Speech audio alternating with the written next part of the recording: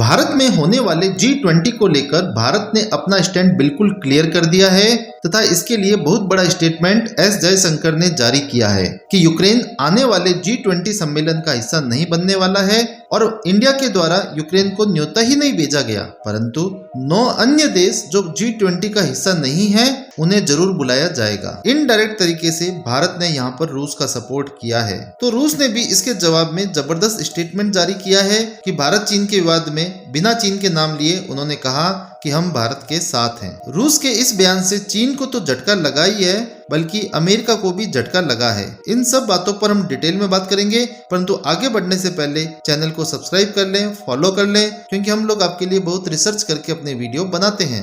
दोस्तों, भारत में G20 का शिखर सम्मेलन 9-10 सितंबर को होने जा रहा है। शिखर सम्मेलन का अर्थ यह होता है कि उसमें G20 देशों के राष्ट्र प्रमुख और प्रधानमंत्री शामिल होते हैं। इन सिंपल वर्ड्स, ये बहुत इंपॉर्टेंट मीटिंग होती है जिसमें वर्ल्ड के प्रमुख लीडर आते हैं। और अभी विवाद यूक्रेन को G20 में बुलाने के लिए था, परंतु पहले हम यूक्रेन के बारे में कुछ बातें समझ लेते हैं। दरअसल जब रूस यूक्रेन युद्ध हुआ तो उसके बाद से यूक्रेन, यूरोप व अमेरिका ने भारत पर काफी दबाव डाला था कि भारत रशिया के साथ अपनी दोस्ती भूल जाए और वेस्टर्न कंट्रियों का साथ दे तथा भारत रूस से ऑयल व अन्य सामान खरीदना भी बंद कर दे। और यूनाइटेड नेशन के मंचों पर भी भारत रूस के खिलाफ न्यूट्रल स्टैंड नहीं ले बल्कि उसका विरोध करे, जबकि वास्तव में भारत ने इन सब के उल्टा काम किया। भारत रूस से ट्रेड भी कर रहा था, भारत ने रूस से डिस्काउंटेड ऑयल भी बाई किया था और यूनाइटेड नेशन में हम लगातार न्यूट्रल बने रहे।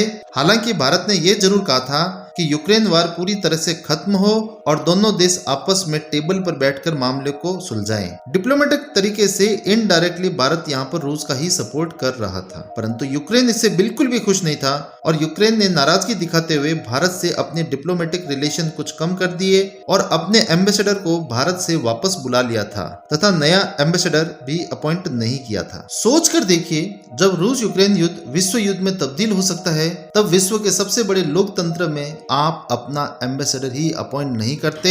दोस्तों, यूक्रेन का स्टैंड थोड़ा सोच कर देखिए। जब रूस यूक्रेन युद्ध विश्व युद्ध के अंदर भी तब्दील हो सकता है, तब विश्व के सबसे बड़े लोकतंत्र में आप अपना एम्बेसडर ही अपॉइंट नहीं करते। और यूक्रेन ने भारत के दुश्मन पाकिस्तान में एम्बेसडर अपॉइंट कर रखा था तथा भारत को चिढ़ाने के लिए वह पाकिस्तान से डिफेंस डील भी कर रहा था, परंतु अब 13 महीने बाद यूक्रेन को भारत की याद आई क्योंकि उसका खुद का मतलब था और यूक्रेन ने भारत को मक्खन लगाने के लिए 13 महीने बाद अपना एम्बेसडर भारत में नियुक्त किया तथा उन्होंने अब भारत में आकर अपना काम भी स्टार्ट कर दिया है और भारतीय विदेश मंत्रालय में अपना लेटर ऑफ क्रेडेंशियल दे दिया है। ये एम्बेसडर इसलिए अपॉइंट किया क्योंकि यूक्रेन ये चाहता है कि G20 में यूक्रेन को भी बुलाया जाए, भले ही वह G20 का मेंबर नहीं हो, और G20 में यूक्रेन के राष्ट्रपति जेलेंस्की को एड्रेस करने दिया जाए। जैसे कि पिछले साल इंडोनेशिया में G20 की जो बैठक हुई थी उसमें भी यूक्रेन ने पार्ट किया था और इसके लिए वेस्टर्न कंट्री भी लगातार भारत पर इसके लिए दबाव बना रही थी, जिससे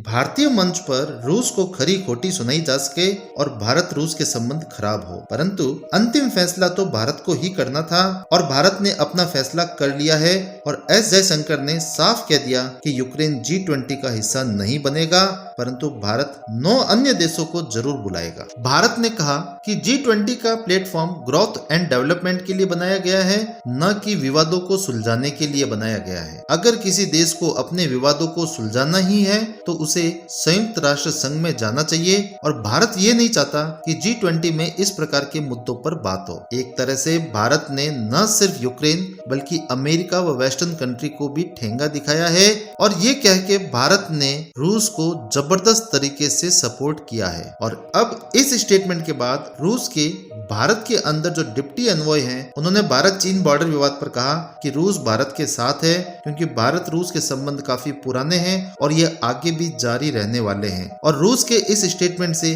चीन को तो गुस्सा आया ही आया है, परंतु अमेरिका भी काफी परेशान हुआ है, क्योंकि अमेरिका लगातार कहता था कि भारत चीन विवाद में रूस चीन का ही साथ देगा तथा भारत को रूस को छोड़कर क्वाड का सपोर्ट करना चाहिए, तभी चीन भारत के विवाद में भारत मजबूत रहेगा। परंतु भारत ने हमेशा यही कहा है कि भारत खुद अपनी रक्षा करने में समर्थ है, हमें किसी और देश से अपनी सुरक्षा करवाने की जरूरत नहीं है, और मित्रता का परिचय देते हुए भारत ने रूस को अकेला नहीं छोड़ा। आपको क्या लगता है दोस्तों, क्या भारत ने रूस से अपनी मित्रता निभाकर सही किया है?